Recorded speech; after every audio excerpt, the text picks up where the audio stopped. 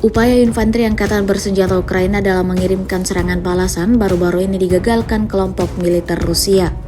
Momen tersebut direkam dengan jelas dalam sebuah video yang ramai beredar di Telegram pada Sabtu 24 Februari 2024. Tampak kendaraan militer Ukraina yang berjalan zigzag dengan kecepatan tinggi seperti sedang dikejar sesuatu.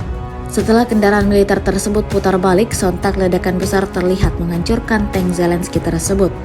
Berdasarkan keterangan unggahan, Angkatan Bersenjata Ukraina mencoba melakukan serangan balik, tetapi resimen ke-255 Rusia ternyata sudah menunggu kedatangan mereka.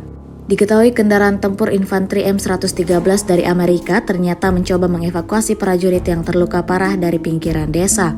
Namun upaya evakuasi tersebut hancur berkeping-keping seperti tank M113 mereka di medan pertempuran.